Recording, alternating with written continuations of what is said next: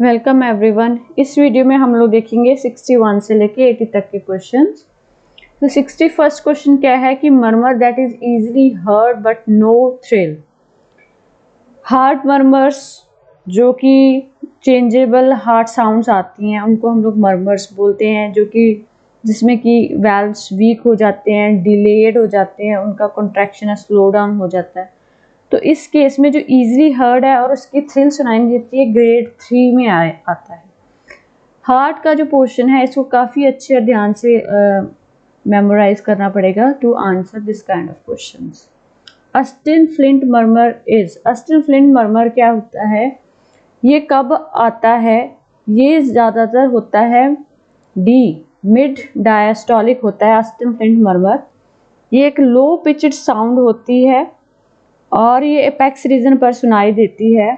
ये क्या होता है, अस्टिन फ्लिंट मर्मर या फिर मिड डायस्टोलिक जो मर्मर है ये एओर्टिक रिगर्जिटेशन की वजह से होती है कि जो ब्लड है वो एओर्टा से वापस वेंट्रिकल में चला जाता है। Next is 63 question. Sputum of acute pulmonary oedema is. Sputum जो है पल्मोनरी ओडिमा जब हो जाता है तो हमेशा रस्टी ही होता है। Next is enlarge left supraclavicular lymph nodes in the abdominal malignancy is.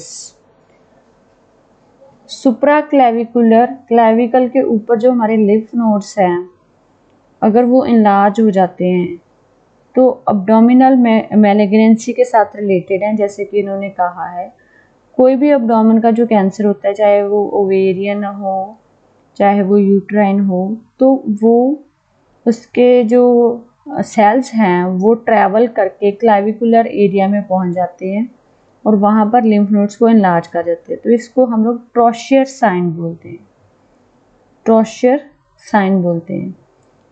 और बाकी के साइंस भी इम्पॉर्टेंट हैं, क्यूलिन साइन, ग्रेट टर्नर साइन, ये मेरे नोट्स के अंदर दिए गए हैं, प्लीज़ आप वहाँ से पढ़ सकते हैं। Hahnemann claims himself as the only person who made the proving of pure powers of medicines is mentioned in the Organon of Medicine। उन्होंने कहा है कि हैनेमन सिर्फ अपने आप को ही कह रहे हैं वो कि उन्होंने ही जो ड्रग्स हैं उनकी एग्जैक्ट प्रूविंग करी है, क्योंकि उनके साथ जो साइंटिस्ट या फिर अदर डॉक्टर्स जो थे जो प्रूविंग कर रहे थे उनके नाम भी हैं कि उनके जो सिम्टम्स हैं उनको हैनेमन ने सही नहीं माना है कि ये जो हैं ड्रग प्रूविंग के लिए सही हैं।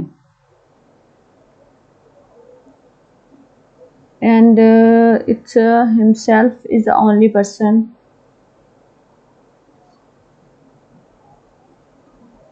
सो इसका आंसर जो है क्वेश्चन का इसका आ जाएगा aphorism number 145।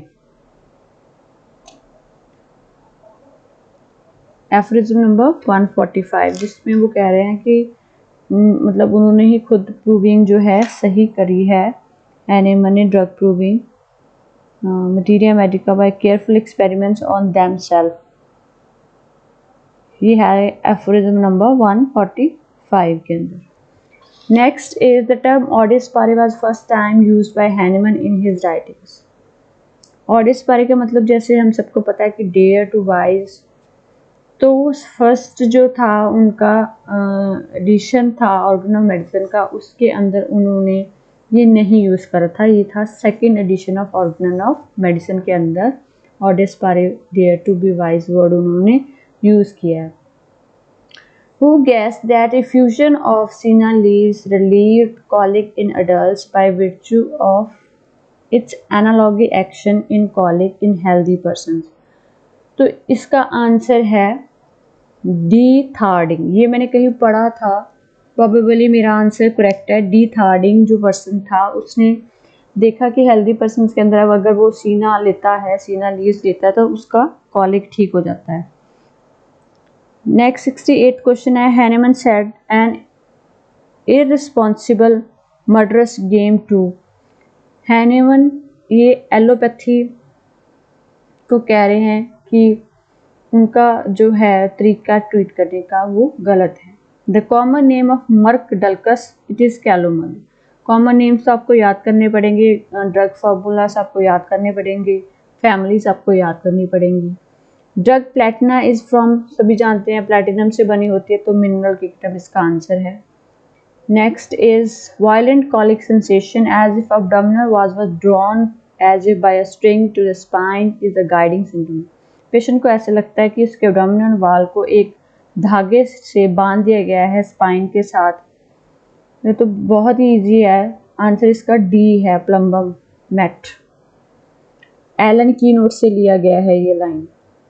Body has filthy smell even after bathing, it's very clear, psorinum, क्योंकि वो उसमें से बहुत स्मेल आती है सुराइनम पेशेंट में से, और ये भी एलन की नोट से लिया गया है। Total number of sections in Boenninghausen therapeutic pocket book के अंदर कितने हैं? 7। जल्दबाजी में 37 नहीं लगा देना, 7 है बॉर्निंगसन थेरापेटिक पॉकेट बुक के अंदर। Boenninghausen therapeutic pocket book is based on which logic, deductive और inductive logic? It is based on generalisation, so it is inductive logic. Remedies for children especially found in which section of Bonigason therapeutic pocket book?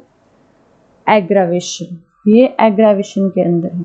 ये जो ऐसे questions हैं कि ये remedies बॉर्निगसन therapeutic pocket में कौन से सेक्शन में दी गई हैं, ये काफ़ी इम्पॉर्टेंट है। इनमें से मैं आपको कुछ का नाम मैं बता देती हूँ। जो स्टूडेंट्स मेरे साथ जुड़े हुए थे उनको तो पहले ऑलरेडी पिक्चर्स मैंने भेज दी हैं, तो मैं आपको बताती हूँ यहाँ पर कि यहाँ पर बात कर रहे हैं हम चिल्ड्रन स्पेशली इनकी।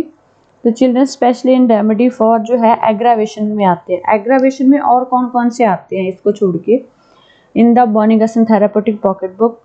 नर्सिंग चिल्ड्रन एग्रावेशन में आते हैं, इंजरीज एग्रावेशन में आते हैं, लाइंग इन वुमेन एग्रावेशन में आते हैं, प्रेगनेंसी एग्रावेशन में आती है, स्टोन कटर फॉर एग्रावेशन में आते हैं, वुमेन फॉर एग्रावेशन में आते हैं। इसके अलावा डिसऑर्डर स्टमक जो है एग्रावेशन में आते हैं, और ड्रिंकर फॉर हार्ड एग्रावेशन में आते हैं, सुप्रेशन ऑफ इरप्शंस एग्रावेशन में आते हैं, सुप्रेशन ऑफ नेजल कैटार स्वेट ये एग्रावेशन में आते हैं। अगर आपको ये सब चाहिए तो आप मेरे नोट्स बाय कर सकते हैं, उनमें ये सारा क्लियरली दिया गया है। नेक्स्ट 76 क्वेश्चन है कि during sleep keeps arms and hands over the head is found in the Boenninghausen therapeutic pocket book. जो भी क्वेश्चंस आपको सपोज करो बॉर्निगसन थेरापेटिक पॉकेट बुक से पूछा है और आपको उसका आंसर नहीं पता, तो सेंसेशन मोस्टली उसका आंसर होता है, sensation. The period of communicability of patient with varicella is estimated to range from, its answer is A 1 to 2 days before the appearance of rash and after that 4 to 5 days। ये मेरी जो है chicken pox की video के अंदर भी मैंने mention किया है, इसको आप वहाँ पर जाकर इसको सुन सकते हैं।